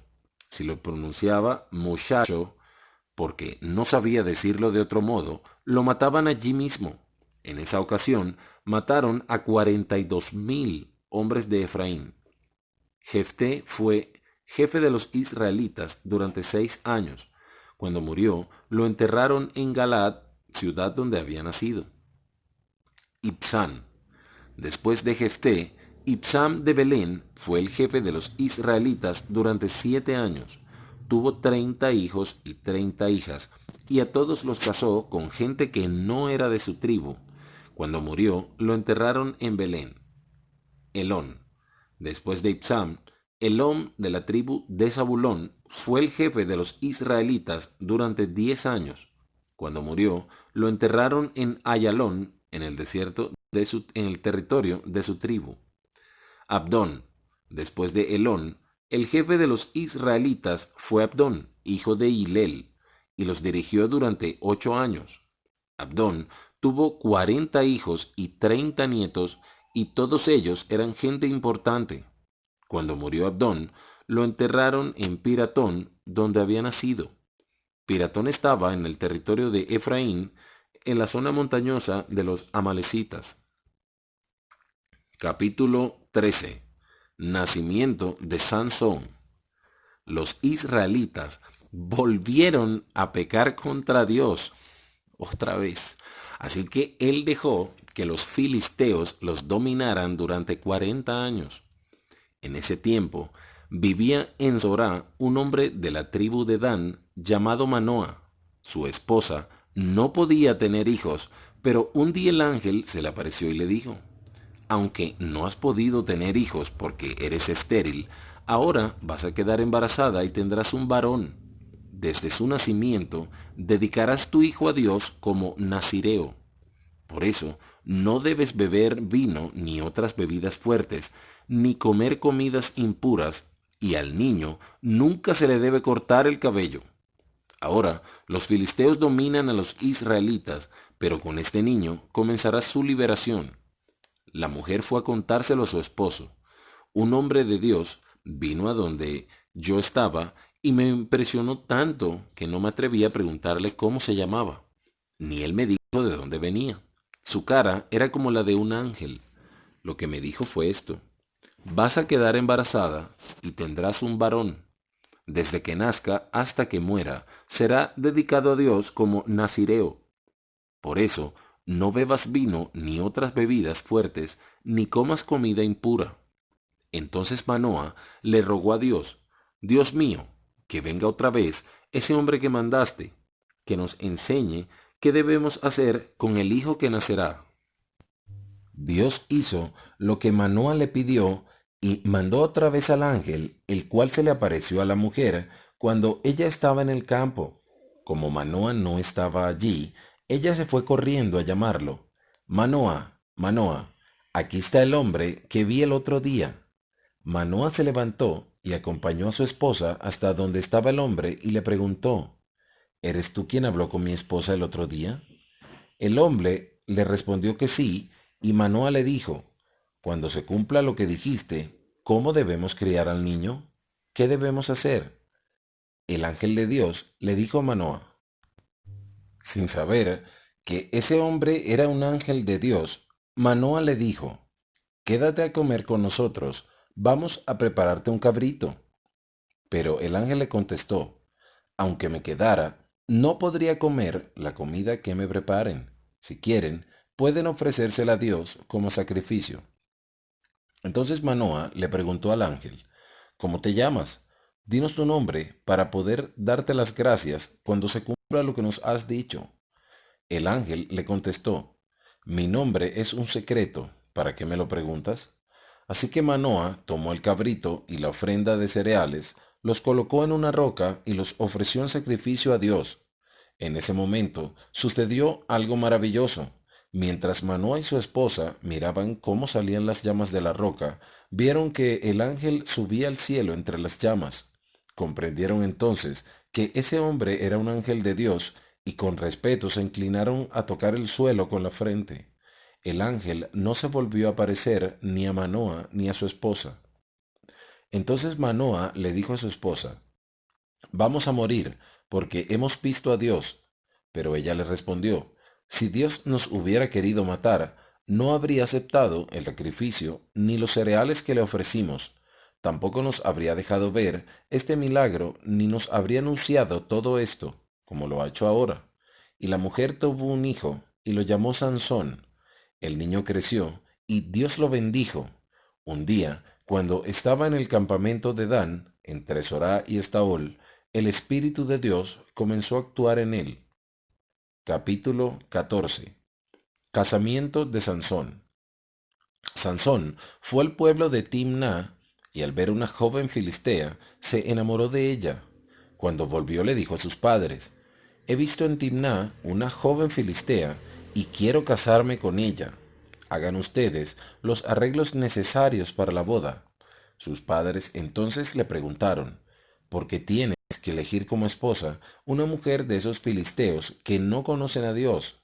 ¿Es que no hay mujeres en nuestro pueblo o entre los demás pueblos israelitas? Pero Sansón insistió, esa muchacha es la que me gusta, vayan a pedirla para que sea mi esposa. Sus padres no sabían que Dios había dispuesto que esto fuera así, porque buscaban una oportunidad para atacar a los filisteos. En esa época, los israelitas estaban bajo el poder de los filisteos, así que Sansón y sus padres se fueron a Timná. Cuando Sansón pasaba por los viñedos, de pronto se oyó un rugido, y un feroz león lo atacó. Pero el Espíritu de Dios actuó sobre Sansón y le dio una gran fuerza. Entonces Sansón tomó al león entre sus manos y lo despedazó como si fuera un cabrito, pero no les dijo nada a sus padres de lo que había sucedido. Poco después llegaron a Timná y Sansón fue a hablar con la muchacha de la que estaba enamorado. Unos días más tarde, cuando Sansón volvió para casarse, se apartó del camino para ver al león muerto, y resultó que en el cuerpo del león había un enjambre de abejas y un panal de miel. Sansón tomó la miel con las manos y se fue por el camino comiéndola. Al llegar a donde estaban sus padres, les dio miel y ellos comieron, pero no les dijo de dónde la había sacado. Su padre se fue a la casa de la joven y Sansón hizo allí una fiesta, porque esa era la costumbre entre los jóvenes. Cuando lo vieron los filisteos, se levantaron 30 muchachos para hacerle compañía. Sansón le dijo a los jóvenes, les voy a decir una adivinanza. Si me dan la respuesta dentro de los 7 días que va a durar la fiesta, les daré a cada uno de ustedes una capa de tela fina y un conjunto completo de ropa de fiesta. Pero si no la adivinan, cada uno de ustedes me tendrá que dar a mí una capa de tela fina y un conjunto completo de ropa de fiesta. Los jóvenes contestaron, dinos la adivinanza, queremos oírla.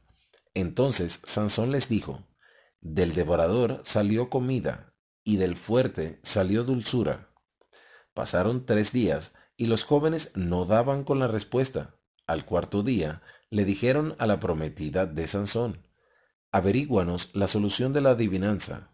Haz que tu prometido te la diga, porque si no, te quemaremos a ti y a toda tu familia. ¿Acaso pretenden dejarnos desnudos? Ella fue a ver a Sansón y llorando le dijo, tú no me quieres, me desprecias. A mis amigos les contaste una adivinanza, pero a mí no me has dicho la respuesta.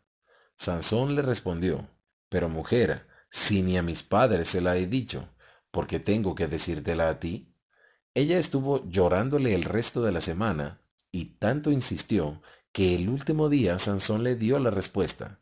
Entonces ella se la dio a conocer a los jóvenes. El séptimo día, antes que se pusiera el sol, los filisteos fueron a decirle a Sansón, no hay nada más dulce que la miel y nada más fuerte que un león. Y él les contestó, gracias a mi prometida supieron la respuesta. Enseguida el Espíritu de Dios le dio mucha fuerza a Sansón. Entonces él se fue a Ascalón y allí mató a 30 hombres, les quitó sus ropas y se las dio a los que habían averiguado la respuesta. Después regresó a la casa de sus padres, pues estaba muy furioso por lo que había sucedido. En cuanto a la prometida de Sansón, su padre la casó con uno de los invitados a la fiesta. Capítulo 15. La venganza de Sansón. Después de algún tiempo, Sansón fue a visitar a su prometida y le llevó un cabrito. Era el tiempo de la cosecha. Al llegar dijo, voy a entrar al cuarto de mi mujer, quiero verla. Pero el padre de ella no lo dejó entrar, sino que le explicó, yo pensé que ya no la querías, así que la casé con otro. ¿Por qué no te casas con su hermana menor? Es más linda que ella. Lo único que contestó Sansón fue, ahora tengo más razones para acabar con los filisteos. Entonces fue y atapó a 300 zorras y las ató por la cola, de dos en dos, y a cada par le sujetó una antorcha. Luego soltó a las zorras en los campos de los filisteos, y así se quemó todo el trigo, tanto el cosechado como el que todavía estaba en pie. También se quemaron todos los viñedos y olivares. Los filisteos preguntaron quién había hecho esto, y les dijeron que era una venganza de Sansón contra su suegro, porque lo había dejado sin esposa. Por eso los filisteos fueron y quemaron a la prometida de Sansón y al padre de ella. Al saber esto, Sansón los amenazó. ¿Con qué esas tenemos? Pues les juro que no voy a descansar hasta acabar con todos ustedes. De inmediato los atacó con furia y mató a muchos de ellos. Luego se fue a la cueva que está en la peña de Etam y allí se quedó. La quijada de burro. Los filisteos vinieron y acamparon en Judá.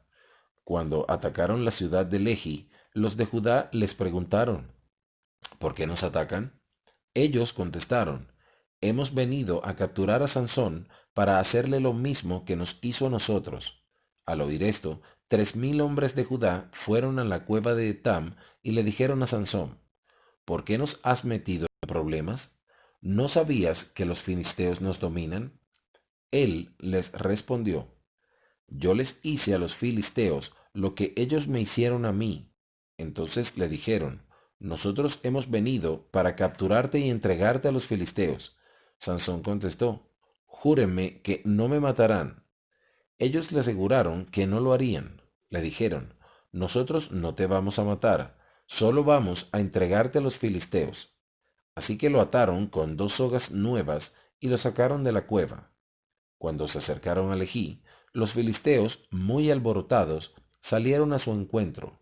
En ese momento, el Espíritu de Dios llenó a Sansón de fuerza, y éste reventó las sogas que le sujetaban los brazos y las manos como si fueran hilos viejos.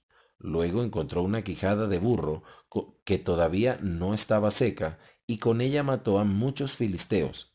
Después de eso dijo, con la quijada de un burro maté a muchísimos hombres, y los junté en 1 y 2 montones. Dicho esto, tiró la quijada. Por eso a ese lugar se le llamó Ramat Lejí, que quiere decir colina de la quijada. Como Sansón tenía muchísima sed, le suplicó a Dios, después de darme una victoria tan grande, ¿me vas a dejar morir de sed?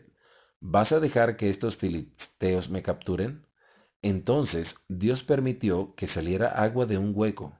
Al beberla, Sansón se sintió mucho mejor. Por eso, hasta el momento en que esto se escribe, ese lugar se llama En Acoré, que significa manantial del que suplica. Durante 20 años, Sansón fue jefe de los israelitas. Era el tiempo cuando los filisteos dominaban la región. Capítulo 16. Sansón va a Gaza.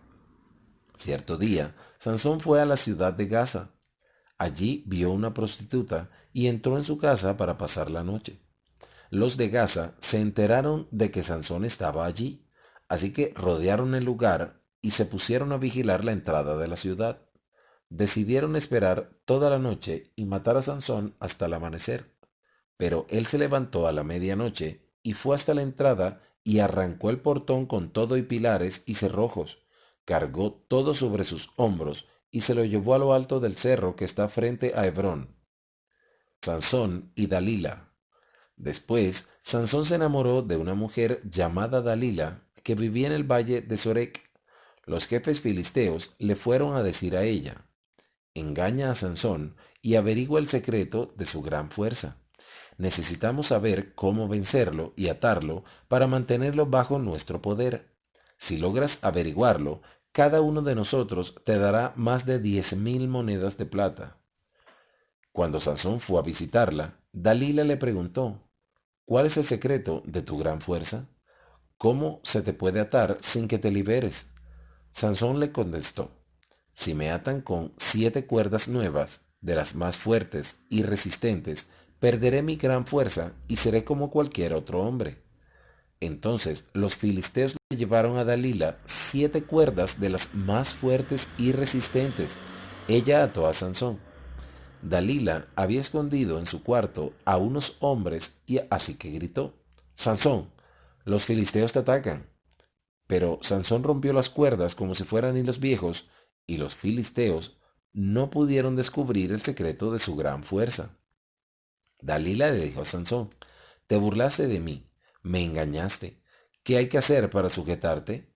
Sansón le respondió: si me atan con sogas nuevas de las que se usan para atar ganado, perderé mi fuerza y seré como cualquier otro hombre. Entonces Dalila consiguió esa clase de sogas, lo ató y después gritó: Sansón, los filisteos te atacan. Los hombres que estaban esperando en otro cuarto, pero Sansón rompió las sogas que le sujetaban los brazos como si fueran hilos delgados. Dalila le dijo a Sansón: volviste a engañarme. ¿Por qué insistes en mentirme? Por favor, dime qué hay que hacer para sujetarte. Sansón le contestó: si tomas las 7 trenzas de mi cabello y las entretejes entre los hilos de ese telar, y luego sujetas el telar fuertemente al suelo con estacas, perderé mi fuerza y seré como cualquier otro hombre. Cuando Sansón se durmió, Dalila entretejió las trenzas en el tejido del telar y sujetó el telar al suelo con las estacas. Luego gritó: Sansón, los filisteos te atacan. Pero Sansón se despertó, arrancó el telar con todo y estacas y se libró. Entonces Dalila exclamó: ¿cómo puedes decir que me amas si me sigues engañando? Ya es la tercera vez que te burlas de mí y todavía no me dices el secreto de tu gran fuerza. Todos los días Dalila seguía insistiendo con la misma pregunta y tanto se hartó Sansón que se quería morir.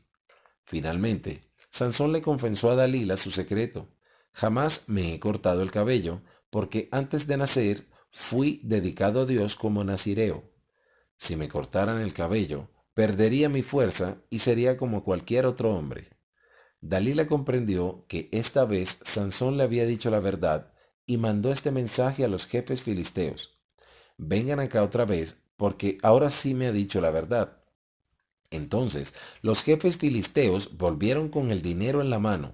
Dalila hizo lo que Sansón se durmiera, recostado en su falda, y mandó llamar a un hombre para que le cortara las 7 trenzas. Después comenzó a maltratarlo y le gritó: Sansón, los filisteos te atacan. Sansón despertó pensando que iba a librarse como antes, pero no sabía que ya Dios lo había abandonado. Los filisteos lo sujetaron y le sacaron los ojos, y luego se lo llevaron a Gaza, le pusieron cadenas de bronce y lo obligaron a trabajar en el molino de la cárcel. Pero con el tiempo su cabello comenzó a crecer de nuevo. Muerte de Sansón. Los jefes de los filisteos se reunieron para ofrecer un gran sacrificio a su dios Dagón.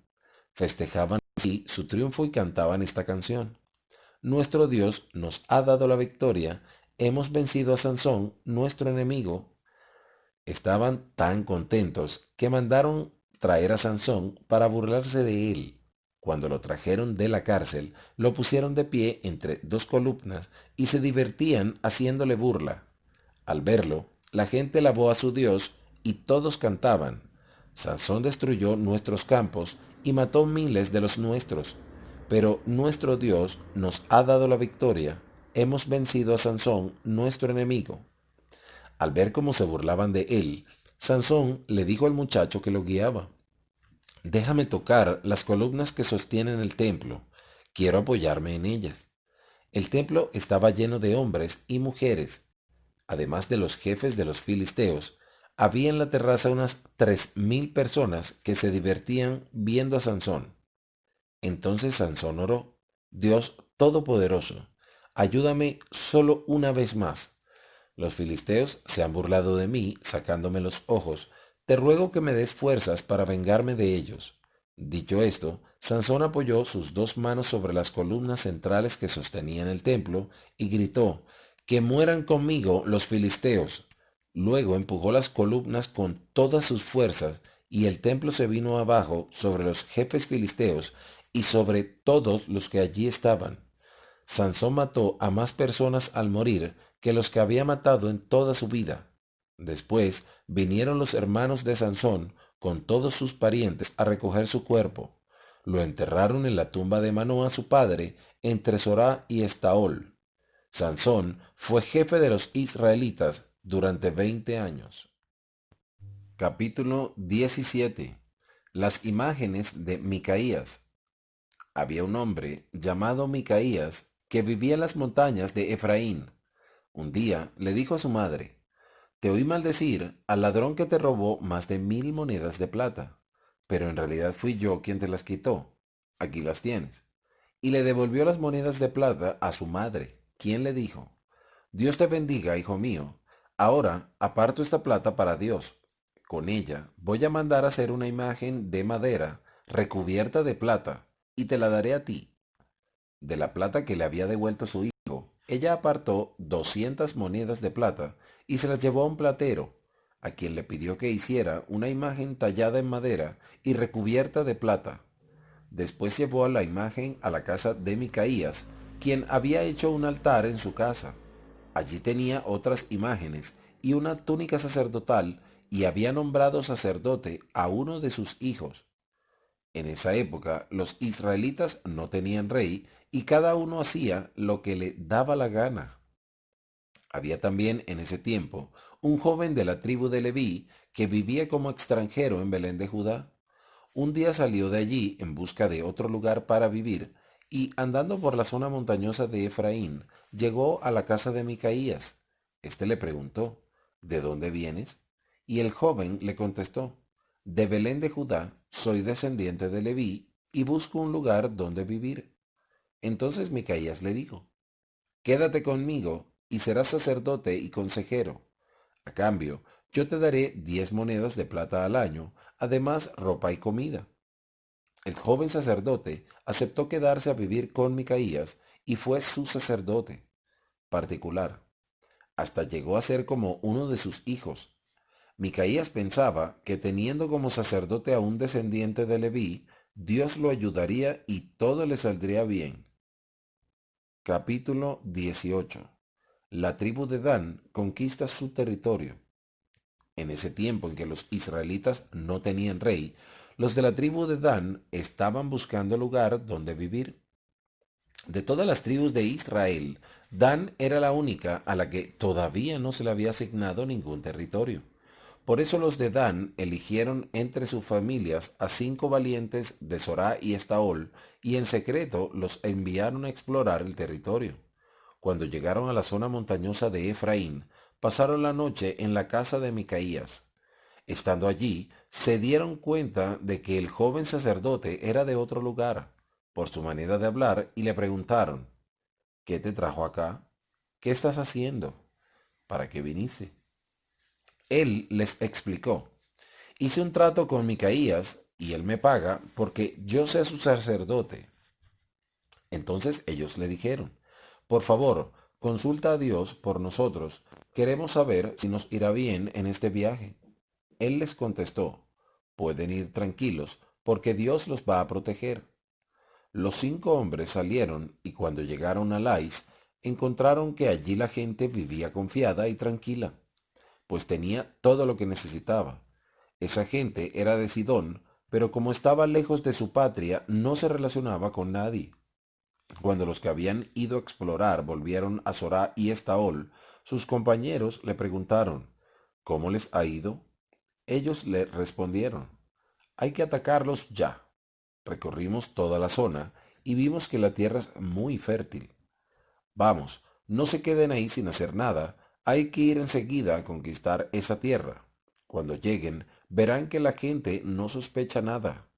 Dios nos ha dado un territorio grande donde hay de todo. Entonces 600 hombres de la tribu de Dan salieron y, bien armados, de Soraya y Estaol, subieron y acamparon al oeste de Kiriat Jearim, en Judá, en un lugar que ahora se llama Campamento de Dan. Allí siguieron hasta la zona montañosa de Efraín y llegaron a la casa de Micaías. Los 5 hombres que habían explorado el territorio de Lais les dijeron a sus compañeros: ¿Sabían que en una de esas casas hay una imagen de madera y plata? También hay otras imágenes en una túnica sacerdotal. ¿Qué les parece? Todos se dirigieron hasta la casa de Micaías y saludaron al joven sacerdote. Los 600 soldados de la tribu de Dan se quedaron en la puerta con el sacerdote mientras que los 5 exploradores entraron en la casa y se llevaron las imágenes y la túnica. Cuando el sacerdote se dio cuenta de sus intenciones, les preguntó, ¿qué están haciendo? Ellos le contestaron, cállate, no digas nada, ven con nosotros y serás nuestro consejero y sacerdote. Es mejor ser sacerdote de toda una tribu israelita que de la familia de un solo hombre, ¿no te parece? Esto le pareció bien al sacerdote, así que tomó la túnica y las imágenes y se fue con los de Dan. Al seguir su camino, pusieron al frente a los niños, el ganado y el equipaje. Ya se habían alejado bastante cuando Micaías salió con sus vecinos a perseguirlo. Cuando los de Dan oyeron los gritos, se dieron vuelta y le preguntaron a Micaías, ¿qué te pasa? ¿A qué vienen tantos gritos? Micaías les contestó, ¿cómo se atreven a preguntarme qué me pasa? Ustedes me han robado las imágenes que hice, se han llevado a mi sacerdote y me han dejado sin nada. Entonces los de Dan le contestaron, cuidado con lo que dices, no nos levantes la voz. Algunos de nosotros podríamos perder la paciencia y atacarte. Morirías tú y tu familia. Micaías se dio cuenta de que eran más fuertes que él y se volvió a su casa. Los de Dan continuaron su camino. Los de Dan se fueron a atacar a la ciudad de Lais, llevándose al sacerdote de Micaías y las imágenes que él había hecho. Lais estaba en el valle que pertenecía al pueblo de Bet Rehob, y allí la gente vivía tranquila y confiada sin sospechar que iban a ser atacados. Sin embargo, los danitas los mataron a todos y después incendiaron la ciudad. Como los de Lais no tenían relaciones con nadie y estaban lejos de su patria, nadie los ayudó. Después, los danitas volvieron a edificar la ciudad y se quedaron a vivir allí, aunque le cambiaron el nombre. En vez de Lais, le pusieron por nombre Dan, en honor de su antepasado, que fue hijo de Jacob. Colocaron la imagen de madera y plata para adorarla y nombraron sacerdote a Jonatán, que era descendiente de Gersón y de Moisés. Después los descendientes de Jonatán fueron sacerdotes de los danitas hasta los días del exilio. La imagen de Micaías estuvo allí todo el tiempo que el santuario de Dios permaneció en Silo. Capítulo 19. El levita y su mujer. En los días en que los israelitas todavía no tenían rey, un hombre de la tribu de Leví vivía con una mujer de Belén de Judá en un lugar muy apartado de las montañas de Efraín. Un día ella se enojó con él y regresó a la casa de su padre en Belén. Estuvo allí 4 meses hasta que llegó el hombre para convencerla de que volviera con él. Lo acompañaba un sirviente y llevaba 2 burros. Ella lo hizo pasar a la casa, y cuando el padre vio al esposo de su hija, lo recibió con alegría y lo invitó a quedarse con ellos. El hombre y su sirviente se quedaron allí 3 días comiendo y bebiendo. Al cuarto día se levantaron de madrugada y el hombre se preparó para viajar, pero su suegro le sugirió, come algo antes de irte, aunque sea un poco de pan, te hará bien. Entonces los dos se sentaron a comer y beber juntos. Después, el padre de la joven le dijo a su yerno, por favor, quédate una noche más, la pasaremos bien. El hombre se levantó para irse, pero su suegro le insistió tanto que se quedó. Al quinto día se levantó muy temprano, decidido a salir, pero su suegro le dijo otra vez que comiera algo y se quedara hasta la tarde. Así que los dos se sentaron a comer juntos. Cuando otra vez el hombre se levantó para irse con su mujer y su sirviente, su suegro le dijo, quédate por favor, porque pronto será de noche. Pasaremos un rato agradable y mañana muy temprano te irás a tu casa. Pero el hombre no quiso quedarse otra noche más, así que se levantó y se fue. Lo acompañaban su mujer, su sirviente y 2 burros cargados. Cuando se acercaban a Jebús, es decir, a Jerusalén, el sirviente le dijo, sería bueno quedarnos a pasar la noche en esta ciudad de los Jebuseos, ¿no le parece? El hombre le respondió, no, no nos quedaremos en ninguna ciudad que no sea de los israelitas. sigamos hasta Gibeá para ver si allí o en Ramá podemos pasar la noche. Siguieron entonces su camino, y a la puesta del sol ya estaban cerca de Gibeá, ciudad de la tribu de Benjamín. Se apartaron del camino y entraron en la ciudad. Como nadie los invitó a su casa a pasar la noche, el hombre fue y se sentó en la plaza. Al caer la tarde, pasó por allí un anciano que volvía de trabajar en el campo. Este anciano era de la zona montañosa de Efraín, pero estaba viviendo en Gibeá.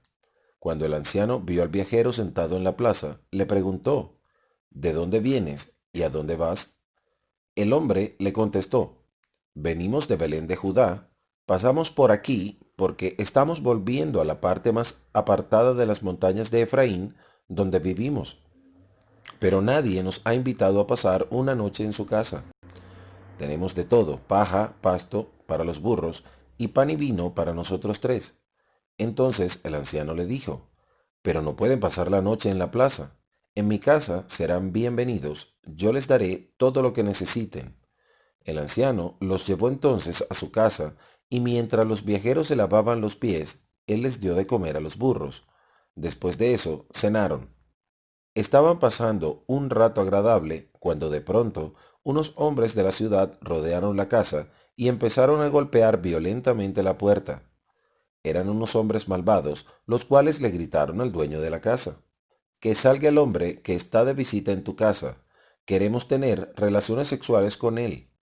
Entonces el dueño de la casa salió y les dijo, amigos míos, por favor no hagan eso. Es una terrible maldad. El hombre está de visita en mi casa. Miren, les traeré a su mujer y también a mi hija, que todavía no ha tenido relaciones sexuales con nadie. Hagan con ellas lo que quieran, humíllenlas, pero no cometan tal maldad con este hombre. Como los hombres seguían molestando, el hombre tomó a su mujer y la echó a la calle. Entonces ellos la violaron y la siguieron maltratando toda la noche hasta que amaneció. Estaba amaneciendo cuando la mujer volvió a la casa del anciano, donde estaba su esposo, cayó de bruces delante de la puerta, y así se quedó hasta que se hizo de día. Cuando su esposo se levantó para continuar el viaje, al abrir la puerta encontró a su mujer tirada en el suelo y con las manos extendidas hacia la puerta. Le dijo, vamos, levántate, tenemos que irnos. Pero ella no respondió. Entonces el hombre la puso sobre el burro y se fue a su casa. Al llegar, tomó un cuchillo, cortó a su mujer en 12 pedazos y los mandó a todas las tribus de Israel. Todos los que veían esto decían, nunca hemos visto algo así, nunca desde que nuestro pueblo salió de Egipto salió algo parecido. Tenemos que hacer algo, pero pensémoslo bien antes de actuar. Capítulo 20. Reacción de los israelitas. Después de meditarlo bien, los israelitas de todo el país se reunieron en Mizpá, porque allí estaba el santuario de Dios. Fueron del norte y del sur, del este y del oeste. Todos los jefes de las tribus se reunieron allí con 400,000 soldados de infantería. Los de Benjamín se enteraron que las demás tribus israelitas habían reunido en Mizpá. Los israelitas querían saber cómo había ocurrido ese crimen, así que el hombre, el esposo de la mujer asesinada, les dijo, llegué con mi mujer a la ciudad de Gibeá, que es de la tribu de Benjamín, para dormir allí. Esa misma noche, unos hombres de la ciudad vinieron para atacarme y rodearon la casa donde estábamos hospedados. Pensaban matarme a mí, pero en vez de eso maltrataron a mi mujer hasta matarla. Entonces yo corté su cuerpo en pedazos y los mandé por todo el país para que todos los israelitas se enteraran del terrible crimen que se había cometido. Como los israelitas que somos, tenemos que decidir lo que vamos a hacer. Todos se pusieron de pie al mismo tiempo y dijeron, nadie regresará a su casa o tienda de campaña, sino que se hará un sorteo para ver quiénes irán a atacar a Gibeá. De cada 10 hombres apartemos uno y formaremos un grupo que se encargue de conseguir comida para el ejército. Los demás irán a castigar a Gibeá por este crimen tan vergonzoso que se ha cometido en Israel. Todos los israelitas estuvieron de acuerdo en atacar la ciudad. Enviaron mensajeros por todo el territorio de la tribu de Benjamín para que dijeran, No entendemos cómo pudo haberse cometido un crimen tan vergonzoso. Entreguen a esos malvados que están en Gibeá. Hay que matarlos para purificar esta maldad al pueblo israelita.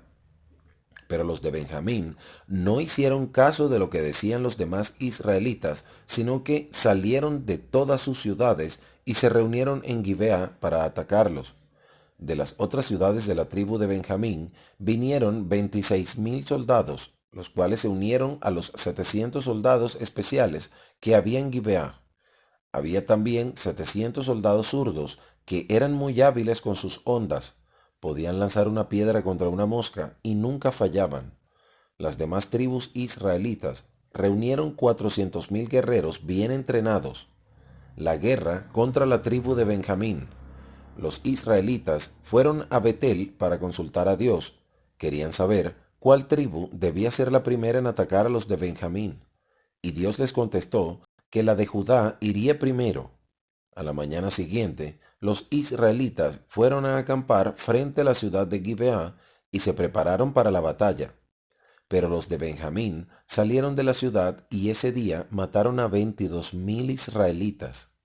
Entonces los israelitas volvieron a Betel y todo el día se estuvieron lamentando delante de Dios. Después le preguntaron, Dios nuestro, ¿debemos atacar otra vez a nuestros hermanos de la tribu de Benjamín? Dios les contestó que sí. Entonces los israelitas se animaron nuevamente, se prepararon para el combate. En el mismo día del lugar anterior, por segunda vez, los israelitas avanzaron contra los de Benjamín y estos nuevamente salieron de la ciudad y ese día mataron a 18,000 soldados israelitas. Entonces todos los israelitas con su ejército volvieron a Betel para lamentarse delante de Dios. Todo el día estuvieron sentados allí sin comer nada y le ofrecieron a Dios sacrificios y ofrendas de paz. En aquel tiempo, el cofre del pacto de Dios estaba en Betel y el sacerdote era Finés, hijo de Eleazar y nieto de Aarón. Los israelitas consultaron a Dios para saber si debían volver a atacar a sus hermanos de la tribu de Benjamín o si debían darse por vencidos. Dios les contestó, ataquen, que mañana les daré la victoria. Al tercer día, algunos soldados israelitas se escondieron alrededor de Gibeá, mientras el resto del ejército se preparaba para volver a atacar. Los de Benjamín respondieron al ataque, y mientras herían y mataban a los israelitas, se fueron alejando de la ciudad. El ejército israelita retrocedió ante el ataque de los de Benjamín porque confiaba en los soldados que estaban escondidos alrededor de la ciudad. En los caminos de Betel y de Gibeá, a campo abierto, los de Benjamín mataron a unos 30 soldados israelitas, así que pensaron que habían vuelto a vencerlos, como en la primera batalla. Lo cierto era que los israelitas se habían alejado de la ciudad para que sus enemigos los siguieran hacia donde estaba escondido el resto del ejército.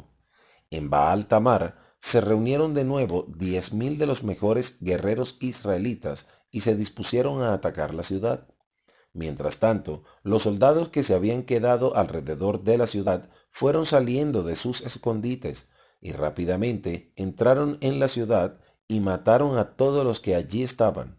Con el resto del ejército, habían acordado que tan pronto como entraran en la ciudad, les harían una señal, que sería una gran columna de humo. Cuando los israelitas que fingían huir vieran la señal, debían darse vuelta y enfrentarse a los de Benjamín.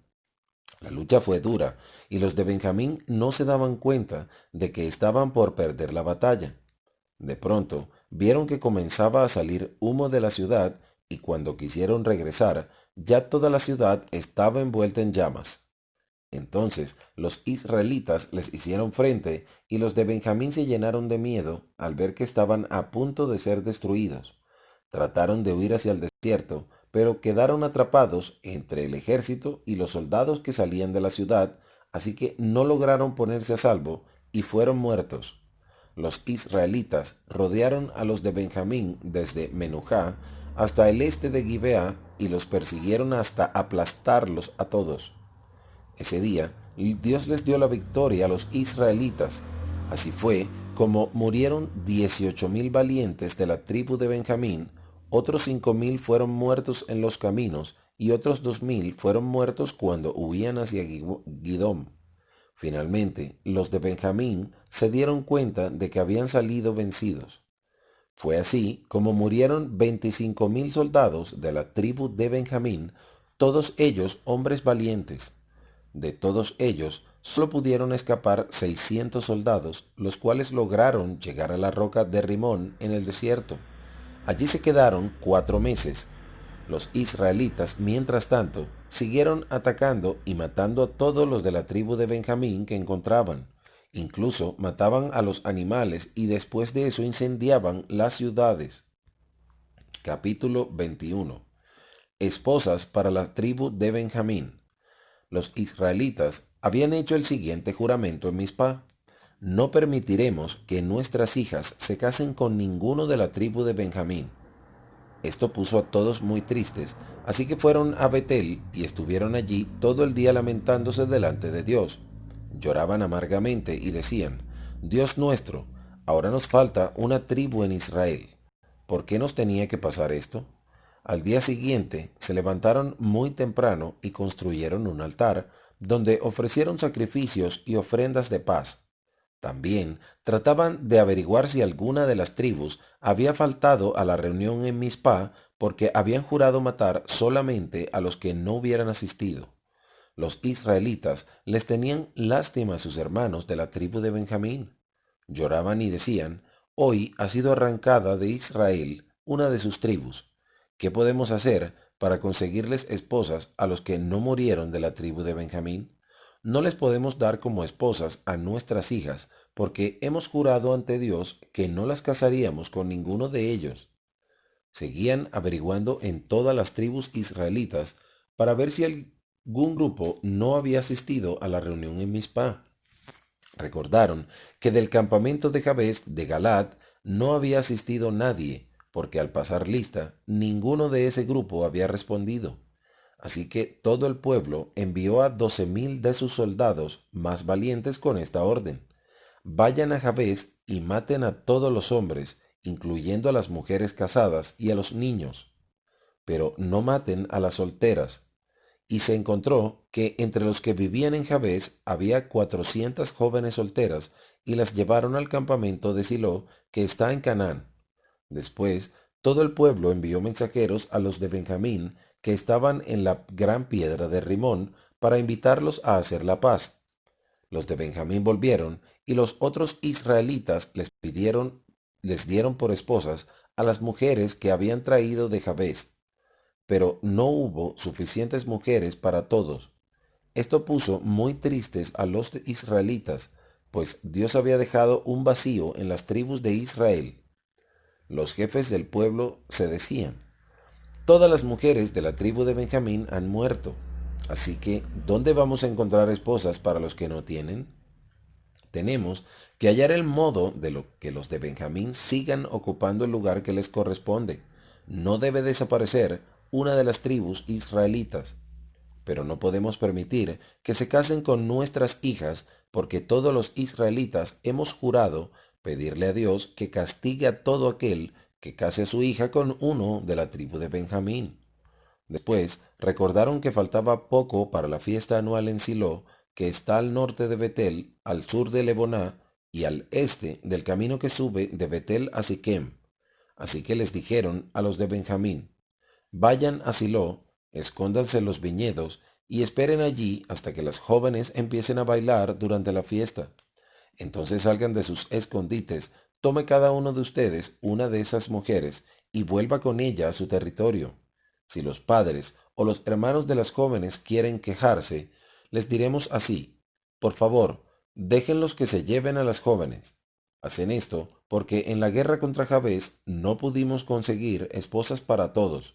En realidad, ustedes no han dejado de cumplir el juramento que hicieron, pues no se las entregaron. A los de Benjamín les pareció bien hacer lo que les sugería, así que cada uno tomó una de las jóvenes que estaban bailando, y todos se volvieron a sus territorios. Edificaron de nuevo las ciudades y se quedaron a vivir en ellas. Los otros israelitas también se fueron. Cada uno volvió a su propio territorio y a su grupo familiar. En aquella época, los israelitas todavía no tenían rey y cada uno hacía lo que le daba la gana.